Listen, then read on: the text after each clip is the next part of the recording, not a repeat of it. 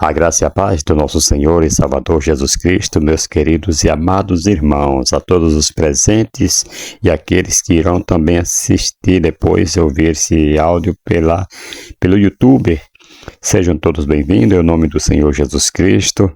Vamos para mais uma lição, uma pré-aula da Escola Bíblica Dominical. Nós estamos estudando o segundo trimestre de 2025, tem por título E o Verbo se fez carne, Jesus, sob o olhar do apóstolo do amor. Amados, nós estamos com uma lição maravilhosíssima, hoje vai falar sobre a verdadeira adoração. Esta lição, como todas as demais, está uma bênção, uma lição maravilhosa.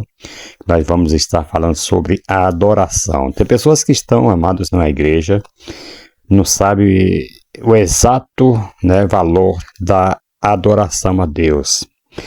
Muitos vão... Então, amados, a esta aula, falando sobre a verdadeira adoração. Por que vem falando a verdadeira? Provavelmente tem a falsa, Claro, tem a falsa. É aquele tipo de pessoas que está na igreja, mas não está com o coração voltado verdadeiramente para o Senhor. Tem pessoas que vão na igreja só com o intuito de sacar uma bênção, de extrair uma bênção do Senhor, mas não querem o Senhor, que é o abençoador. Eles querem a bênção, mas não querem o abençoador. E nós devemos estar adorando a Deus, com o coração verdadeiramente voltado para o Senhor. Bom, a verdadeira adoração. Essa é a lição de domingo, 20 de abril de 2025.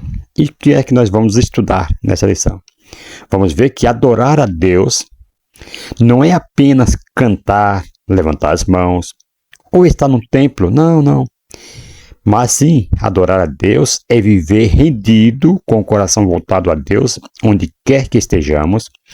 Lá no livro de João, no capítulo 4, Jesus ele revela à mulher samaritana uma verdade profunda. Ele fala: o Pai busca adoradores que o adorem em espírito e em verdade. Portanto, amados, estudaremos esse tema, a verdadeira adoração.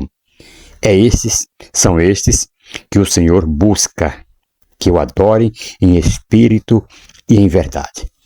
Vamos aqui estar juntos, aprendendo a palavra de Deus.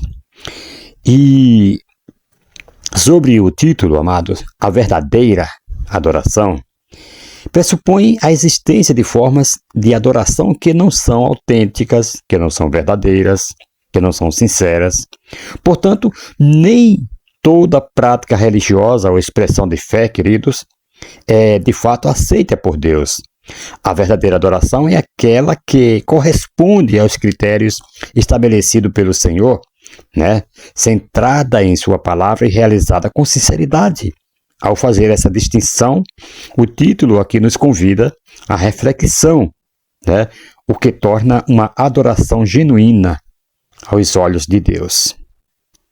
O que torna uma adoração genuína aos olhos de Deus?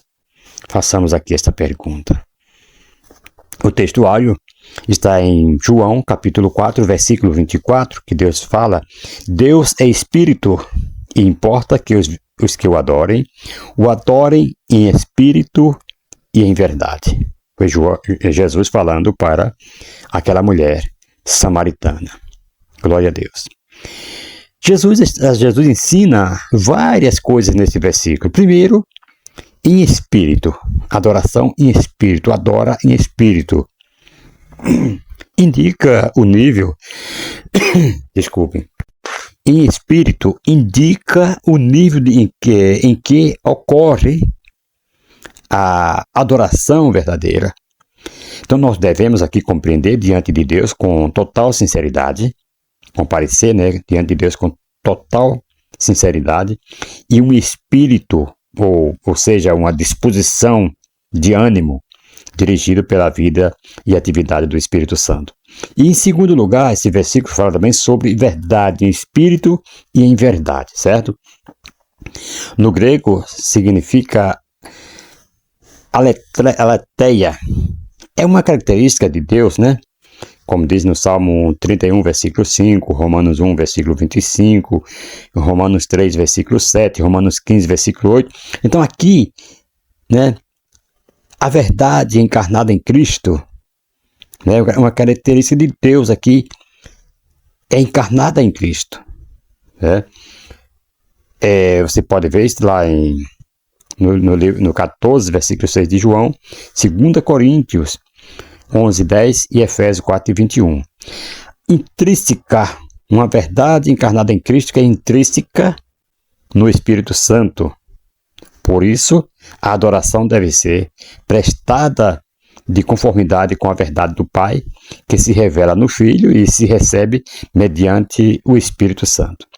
Aqueles que propõem um tipo de adoração que ignora a verdade e as doutrinas da palavra de Deus, eles desprezam no seu todo o único alicerce da verdadeira adoração. Isso é sério, irmãos. É sério, nós não devemos ignorar a verdadeira adoração de maneira nenhuma, mas nós devemos adorar o Pai em espírito e em verdade. E quando ele fala, mas vem a hora e já chegou, ele fala para aquela mulher. Tempo escatológico inaugurado por Cristo. Ali estava profetizado sobre a vinda do Messias e agora Jesus estava justamente inaugurando esse tempo escatológico que os profetas haviam profetizado lá no passado.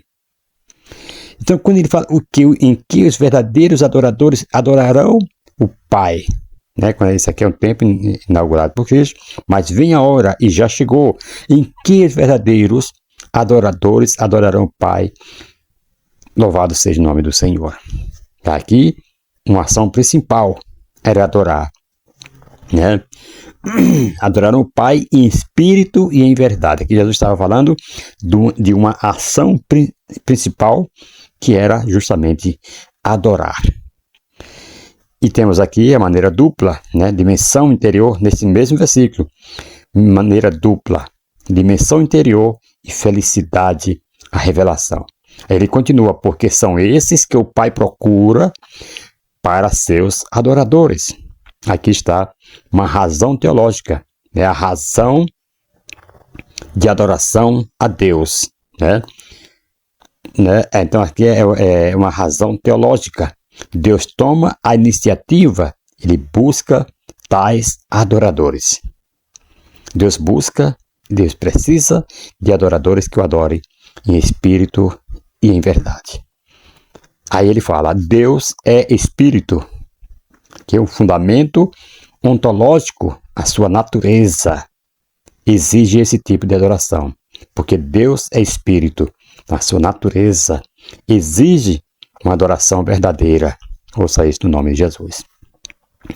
E continuando ainda, né, em João, ele fala, e é necessário que os seus adoradores o adorem em espírito e em verdade, que é o versículo que nós lemos de João 4, 24, né, do texto áureo.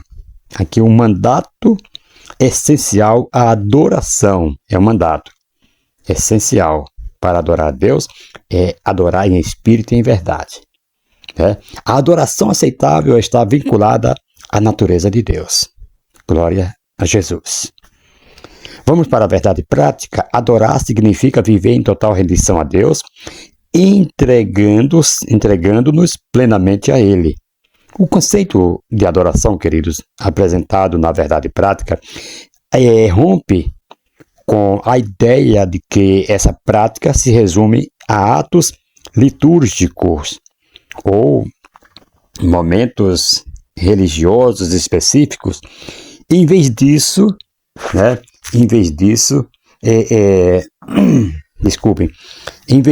propõe uma compreensão mais profunda e abrangente, né? Na qual adorar significa viver em rendição plena a Deus, Essa rendição não se limita a gestos simbólicos, mas envolve uma disposição contínua de submeter-se à própria vontade, que é a vontade divina. Nesse sentido, a adoração ela se expressa em uma vida orientada por Deus em todas as suas dimensões, nas escolhas, nos relacionamentos, no trabalho, nas propriedades diárias, nas prioridades diárias, e também é uma exigência marcada pela felicidade, pela fidelidade e pela obediência que responde de forma concreta à realidade que Deus é, reconhecendo aí a sua autoridade e santidade de maneira integral e constante. Um texto bíblico que fundamenta a verdade apresentada nesse ponto importante da lição está em Romanos capítulo 12, versículo 1, que ele fala: portanto, irmãos, rogo-lhes pela misericórdia de Deus que se ofereçam em sacrifício vivo, santo e agradável a Deus. Este é o culto, que é latreia, né? O culto racional de vocês. Glória a Deus. Muito bom. Amados, a leitura bíblica em classe está em João, capítulo 4, versículo 5 ao 7. Aí você pula lá para o versículo 9, lê o versículo 9 e versículo 10. Aí vai lá para o versículo 19, aí lê até o versículo 24. Nós vamos pular aqui a leitura bíblica em classe, né? Que o tempo é curto, né? Mas você fica à vontade aí se quiser ler na sua sala. A introdução também não vou ler, nós já fizemos aqui uma breve introdução no começo e já vamos direto para o primeiro tópico. O encontro em Samaria e duas preciosas lições. Aqui temos uma lição maravilhosa, duas preciosas lições para nós. Antes de comentar o conteúdo do subponto, 4 observações são necessárias, amados. Em primeiro lugar, vejam só, vamos ler aqui esse ponto, esse subponto aqui. Em João 4,4 é informado que era-lhes necessário passar por Samaria. O Senhor deixava a Judéia em direção a Galiléia e, para isso, precisava atravessar Samaria. Em primeiro lugar aqui, amados, nós estamos comentando, em primeiro lugar, novamente, há um salto histórico, pois parte do capítulo 3 não é comentada. O pastor Elionai, né, comunicou no livro de apoio, né, que isso ocorreria em razões de os temas da CPAD enviados a ele serem bem específicos quanto ao que se deve comentar. E em segundo lugar, o contraste né, Carson diz que João talvez tivesse a intenção de fazer um contraste entre a mulher dessa narrativa e o Nicodemos do capítulo 3. Nicodemos era um erudito, poderoso, respeitado, ortodoxo, teologicamente preparado.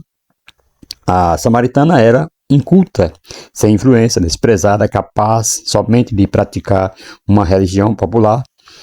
Ele era um homem, um judeu, um líder. Ela era uma mulher, uma samaritana, com falhas morais. Entretanto, ambos necessitavam de Jesus. Então, Nicodemos era um judeu, né, e a mulher era uma samaritana. E todos os dois necessitavam da misericórdia do Senhor. E em terceiro lugar, o capítulo 4 do Evangelho de João, segundo João, pode ser dividido, né, dividido assim, né? Narração, exposição, demonstração, né? Em quarto lugar, o contexto, os fariseus, que está no versículo 1 e 2, os fariseus tomaram conhecimento de que Jesus estava batizando mais discípulos do que João Batista. Quando o Senhor soube disso, deixou a Judéia e dirigiu-se a Galiléia. João 4, versículo 1 ao 3, né? Então, aqui 3 pontos se destacam nesse relato. Primeiro, os fariseus são apresentados como representantes da oposição judaica a Jesus, sendo o único grupo hostis, né, mencionado nominalmente no Evangelho de João, enquanto saduceus e herodianos permanecem ausentes. Em segundo lugar, o texto não sugere qualquer conhecimento sobrenatural por parte de Jesus, mas indica que ele tomou ciência dos fatos por meios ordinários, demonstrando que sua fama já era amplamente divulgada. E por fim, a observação aqui, parentética, embora Jesus mesmo não batizasse, e sim os seus discípulos, como está lá em João 4:2, tem por objetivo corrigir possíveis equívocos que circulavam a respeito de sua atuação, como já evidenciado em João capítulo 3, versículo 26 e João capítulo 4, versículo 1. Enfim, amados, comentando o conteúdo sobre o ponto, podemos afirmar que o termo necessário, que era necessário passar por Samaria, expressa uma obrigação que pode ter uma dupla natureza. A rota mais curta entre Judéia e a Galileia era através de Samaria. Entretanto, devido à profunda animosidade entre os judeus e os samaritanos, muitos judeus que iam da Judéia para a Galileia se encaminhavam pelo lado leste, passando pelo Jordão, pelo norte, através da Pérea, e novamente pelo Jordão até a Galileia. Pode ter aí ocorrido que, para chegar e ganhar tempo, o Senhor Jesus tenha passado por dentro de Samaria. Entretanto, é mais provável que a necessidade expressa aqui esteja relacionada ao propósito e à missão do Senhor, Samaria, e especialmente a mulher samaritana, precisavam dele. Esta necessidade era justamente para alcançar aquela mulher, alcançar os samaritanos e quebrar aquela barreira entre judeus e os samaritanos. Certo? Então, esse aqui é mais provável que a necessidade, porque existia outros meios, mas a necessidade era justamente ganhar aquela mulher, salvar a alma daquela mulher. Certo? Segundo subtópico, a necessidade do ser humano. Glória a Deus. Existem necessidades específicas que precisam ser tratadas.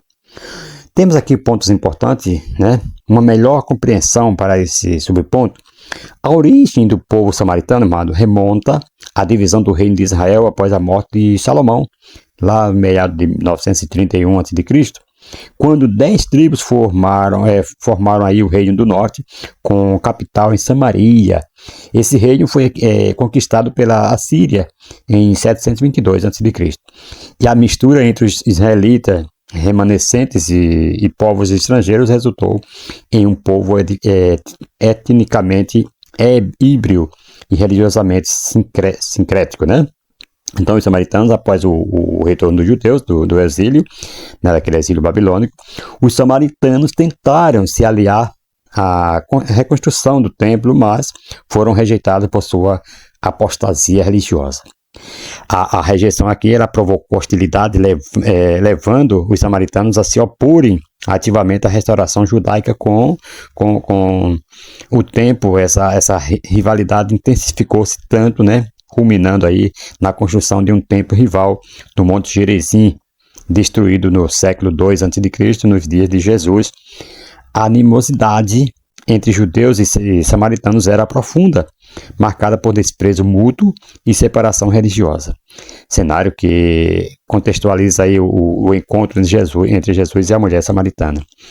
E também Sicar, mencionada em João 4, localiza-se na região de Samaria e tem sido identificada por muitos estudiosos como a antiga Siquém e com o atual povoado de Ascar, É uma cidade com grande importância histórica, irmãos, e religiosa no Antigo Testamento. Siquém foi o lugar onde Abraão edificou um altar ao Senhor. Lá em Gênesis você vai ver, capítulo 12, versículos 6 e 7. Ali ele edificou um altar ao Senhor. Jacó comprou um terreno e também onde José foi sepultado. Josué 24, 31 e 2. Então temos também lá o poço de Jacó. O poço de Jacó mencionado em João 4, que a própria mulher samaritana, ela menciona para Jesus: és tu maior do que o nosso pai Jacó, que fez o poço e bebeu ele mesmo da água. Então aqui, o poço de Jacó é um marco geográfico e simbólico, segundo a tradição. Esse poço foi cavado pelo próprio patriarca Jacó na porção de terra que ele deu a seu filho José. Gênesis 33 vai falar isso. Então, é um local de profundo valor histórico, tanto para os judeus quanto para os samaritanos, sendo associado à herança dos patriarcas. Os ossos de José, por exemplo, foram sepultados não muito distante dali, Então, neste local, Jesus faz um pedido inusitado. Dando início a uma conversa com aquela mulher samaritana, disse-lhe Jesus: dá-me de beber. 4 e 7 de João. Tal abordagem, amado, inesperada e ousada para os padrões sociais da época, certamente surpreendeu a mulher com essa simples frase. Jesus quebrou barreiras profundamente enraizadas na cultura judaica e samaria. Ele ultrapassou 3 grandes tabus. Tabu religioso, né? Os samaritanos aceitavam apenas o Pentateuco como a escritura e considerava o Monte Gerizim como local legítimo de adoração e oposição ao Monte Sião em Jerusalém. Quebrou também o tabu sexual, social. Em uma sociedade patriarcal, homens não conversavam publicamente com mulheres, especialmente se fossem desconhecidas. Então Jesus, porém, trata a mulher com dignidade e atenção, demonstrando que o reino de Deus acolhe igualmente homens e mulheres. Quebrou também o tabu étnico. Judeus e samaritanos mantinham inimizade histórica. Ao se dirigir a uma samaritana, Jesus desmantela ali, desfaz a hostilidade entre os povos. A partir desse encontro, né, podem ser identificadas necessidades humanas fundamentais que Jesus expõe e satisfaz. Necessidade espiritual, por exemplo, a mulher tinha sede espiritual, embora não soubesse. Jesus oferece água viva, símbolo da vida eterna e da satisfação que só a presença de Deus pode oferecer ao ser humano. João capítulo 4, versículos 10 e 14. A alma humana, amada, ela tem sede de algo que o mundo não pode suprir. Né? Você aí que está ouvindo, você tem necessidade de algo que o mundo não pode suprir. Apenas Cristo pode saciar essa necessidade eterna. Ali também tinha necessidade relacional e Jesus também foi lá e reconstruiu tudo ali. Ao falar de sua vida conjugal, Jesus toca na ferida de seus relacionamentos quebrados. João 4, 17 e 18. A mulher havia tentado encontrar sentido em vínculos afetivos, né, sucessivos, sem sucesso. E isso aponta para a carência de aceitação, amor e identidade, né? Necessidades profundamente humanas que se resolvem na reconciliação com Deus. Também Jesus resolve ali necessidade de propósito e missão. Ao ser transformada pelo encontro com Cristo, a mulher deixa ali seu cântaro, ela corre à cidade e se torna uma proclamadora do Messias. Né? Capítulo 4, versículo 28 ao 30, vai falar isso. Com certeza isso revela a necessidade de viver com um propósito maior de cumprir a vontade de Deus para as nossas vidas, certo? Então, Jesus, ele te dá vida hoje, Jesus pode, né, e vai te abençoar na medida que você for aceitando, for acreditando, for, né, tendo um diálogo com Ele, uma conversa com Jesus.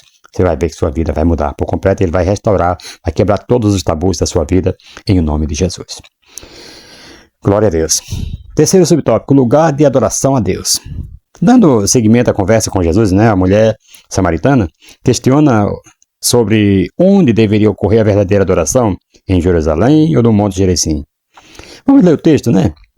Assim fica mais inteirado por dentro. A mulher então lhe disse: agora eu sei que o Senhor é um profeta, nossos pais adoravam neste monte, mas vocês dizem que em Jerusalém é o lugar onde se deve adorar. Jesus respondeu: mulher, acredite no que digo. Vem a hora em que nem neste monte, nem em Jerusalém vocês adorarão o Pai. Né? João 4, 19 ao 21. Quando Jesus revela detalhes íntimos da vida da mulher, amados, daquela mulher samaritana, ela começa a repensar quem ele realmente é. Por isso ela diz, no versículo 19, Senhor, veja que és profeta. Com isso, ela pode estar reconhecendo que Jesus tem uma ligação especial com Deus, como os profetas do Antigo Testamento que recebiam revelações divinas. Veja Lucas 7,39, né? Outra possibilidade é que ela estivesse se perguntando se Jesus seria o profeta prometido por Moisés, lá em Deuteronômio, capítulo 18, versículo 15, chamado pelos samaritanos de Taeb, né? Uma espécie de Messias esperado por eles. Pode haver aqui uma dupla intenção, talvez ela esteja pensando em um profeta comum, mas o autor do Evangelho está nos levando a considerar que Jesus é o Messias. Como ela acredita estar diante de um profeta, aproveita para perguntar algo que dividia judeus e samaritanos. Onde é o lugar certo para adorar a Deus? Lá em João capítulo 4, versículo 20, ela quer saber se Jerusalém, como diziam os judeus, ou no Monte Gerizim, onde os samaritanos adoravam e onde tinham até construído um templo. Então os samaritanos acreditavam que o altar mencionado em Deuteronômio 27 deveria ser construído no Monte Gerizim, não no Monte Ebal, como está no texto. Então eles também afirmavam que Jerusalém só se tornou importante depois que os livros da lei já estavam prontos. Então, para eles, Gerizim era o lugar original da verdadeira adoração. Essa pergunta aqui, irmãos, ela marca um momento de mudança na conversa. A mulher começa a refletir mais profundamente sobre questões espirituais e Jesus conduz o diálogo para o tema da verdadeira adoração no versículo 21. Ele responde, chamando-a de mulher. O mesmo termo respeitoso que usou ao falar com sua mãe em João 2:4, né? Ele convida a mulher a crer no que ele está prestes a revelar. Uma verdade que exigirá dela uma decisão de fé mais profunda. Jesus então faz uma afirmação profética sobre o povo, o novo tempo que está chegando, né? Um momento em que a adoração a Deus não estará mais ligada a um local específico, em Jerusalém, nem no Monte Gerizim. Alguns estudiosos acreditam que ele esteja falando da futura destruição do templo em 70 depois de Cristo ali, mas o mais provável é que Jesus esteja anunciando a chegada do reino de Deus, inaugurado por sua morte e ressurreição. Então, a partir daí, a adoração ao Pai seria livre e acessível a todos em qualquer lugar. Veja Hebreus, né, capítulo 8, versículo 10 e 11. Além disso, Jesus sugere também que judeus e samaritanos, antes divididos, adorariam juntos ali em unidade. Aqui no versículo 22, Jesus ele responde diretamente à dúvida da mulher. Os samaritanos adoram sem conhecer o verdadeiro Deus, enquanto os judeus adoram aquele que realmente conhecem, o Deus do Antigo Testamento, cuja presença se manifestava no templo de Jerusalém. Ele afirma a salvação vem dos judeus, ou seja, Jesus, o Salvador, vem do povo judeu. Isso não significa que todos os judeus estão automaticamente salvos, ou que alguém precise, né, se tornar judeu para ser salvo, não. Como seria debatido mais tarde, né, nas cartas de Paulo aos Gálatas e aos Romanos, mas sim que o plano de salvação de Deus começou dentro do povo judeu. Por isso, Jesus assume claramente sua identidade judaica ao responder à mulher samaritana. Pergunta para refletir. Por que tem sido a sua adoração a Deus? Né? Como tem sido a sua adoração a Deus? Ela está baseada em um local ou em um relacionamento pessoal com Ele? Né? Tem pessoas que se não, né, preferem um local, mas uma verdadeira adoração em espírito e em verdade não estão buscando. Né? Vai ter uma festa em tal igreja, vai estar fulano de tal renomado, vai estar lá, cantores, pregadores, eu vou estar lá. Mas a verdadeira adoração não vem disso aí. Você tem buscado a Deus com sinceridade, em espírito e em verdade? São essas perguntas básicas. A sua adoração é mecânica e ritualística ou é de verdade? Glória a Deus. Fica essa pergunta aí para nós. Louvado e engrandecido é o nome do Senhor e Salvador Jesus Cristo. Amados, vamos agora para o segundo tópico, o ensino de Jesus a respeito da verdadeira adoração, né? A adoração. Vamos lá. Quando Jesus fala, mas vem a hora e já chegou, em que os verdadeiros adoradores adorarão o Pai em espírito e em verdade. Porque são esses o que o Pai procura para seus adoradores. Deus é espírito e é necessário que os seus adoradores o adorem em espírito e em verdade. Ok. João 4, 23 e 24. Esses versículos aqui, eles mostram algo muito importante que, infelizmente, muita gente que diz seguir Jesus não entende completamente. É muito comum as pessoas tratarem a fé como se fosse uma questão de cerimônias, né? Cerimônias, rituais ou aparências, como se o que mais importasse fosse a forma exterior da adoração. Mas precisamos tomar muito cuidado, queridos, com isso, especialmente quando levamos a sério nossa vida com Deus. A Bíblia diz que Deus olha para o coração, como diz lá em 1 Samuel, primeiro livro de Samuel, capítulo 16, versículo 7, ou seja, ele se importa muito mais com o que está dentro de nós do que com aquilo que fazemos por fora. Podemos estar num templo bonito, né, com música bonitas e tudo muito organizado, mas se o nosso coração estiver frio e vazio, isso não agrada a Deus, certo? Então temos que estar com o coração fervoroso, quente, buscando a presença de Deus. Por outro lado, uma reunião simples com poucas pessoas humildes reunidas para orar e ler a Bíblia pode ser muito mais preciosa para Deus porque Ele vê a sinceridade do coração, certo? Onde a pessoa está ali com sinceridade, o Senhor está presente, o Senhor está se fazendo, né, respondendo as suas orações, ajudando. Então, o que Deus quer não é um show, certo? Não um show ou uma performance. Ele quer adoração verdadeira, feita com amor, fé e humildade. Ouça isso no nome de Jesus. Que nós possamos, queridos, cada dia, né, nos aprofundar na palavra de Deus, no conhecimento e adoração verdadeira a Cristo. Jesus, a verdadeira adoração, é o subtópico 2 do tópico 2. Glória a Deus. Olha, irmãos, Jesus, ele é a verdadeira adoração. Jesus e a verdadeira adoração, aliás. Jesus e a verdadeira adoração. Glória a Deus. Vamos lá. O que torna a cruz e o sepulcro vazio tão importantes para os cristãos não é o local físico em si, mas o que aconteceu ali.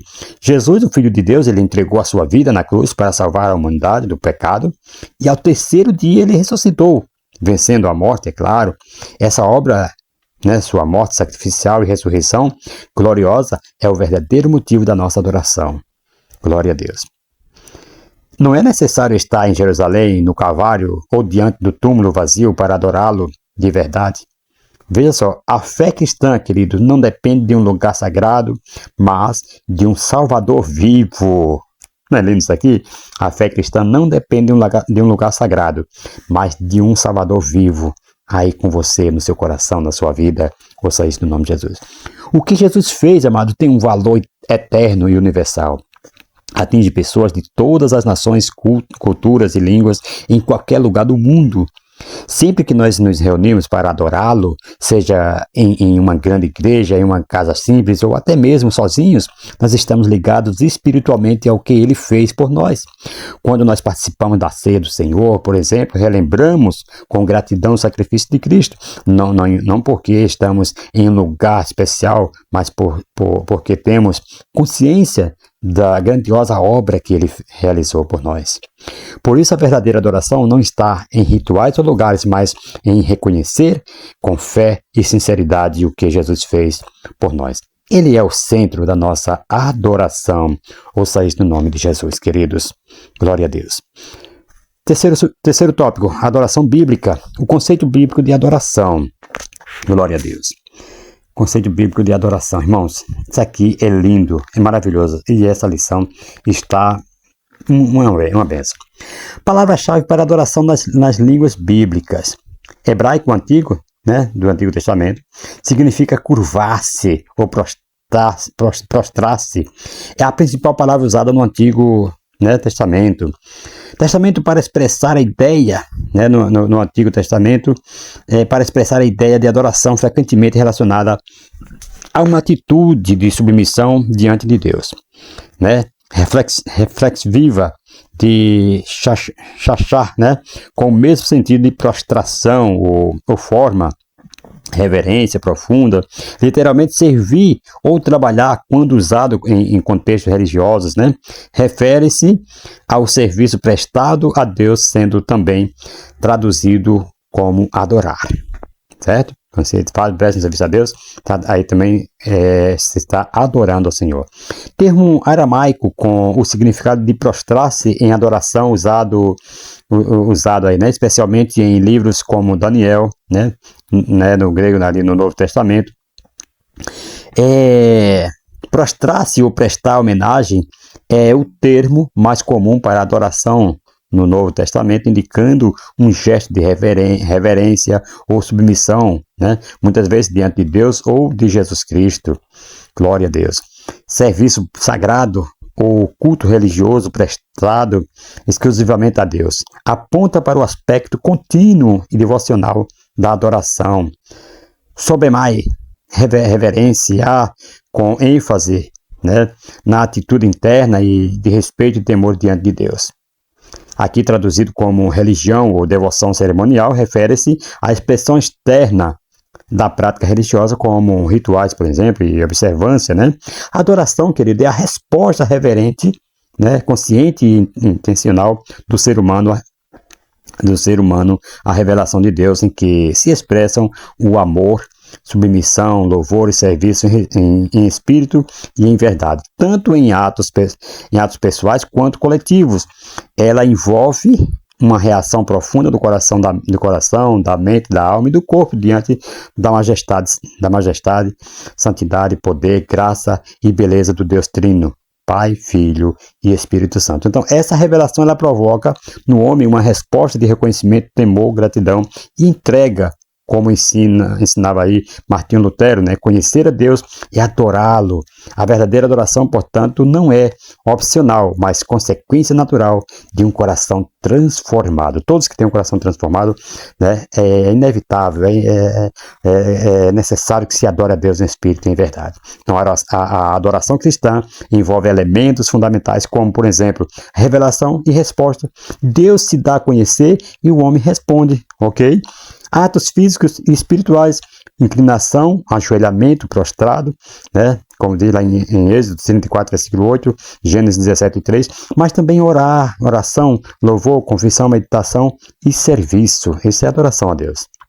Dimensão espiritual e comunitária, praticada individualmente, né? Como diz Salmos, né?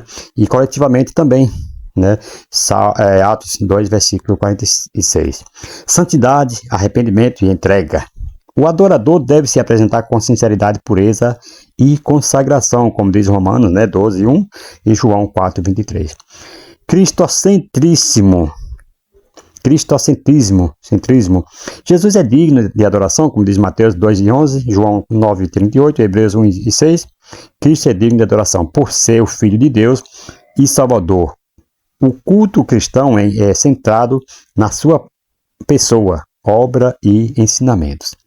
Temos também a capacitação pelo Espírito Santo.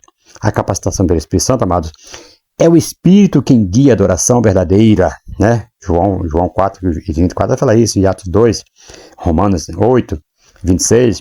Então, é o Espírito quem guia a adoração verdadeira, renovando e iluminando os crentes. Ouça isso no nome do Senhor e Salvador Jesus Cristo. Glória a Deus. Aí nós temos, amados, o segundo subtópico.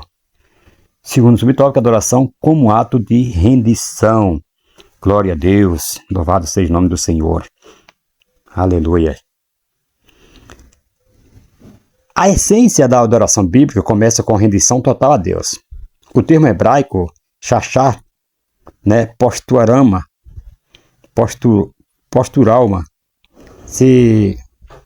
Então, amados, a essência da adoração bíblica começa com a rendição total. Voltando aqui um pouquinho, a essência da adoração bíblica começa com a rendição total a Deus.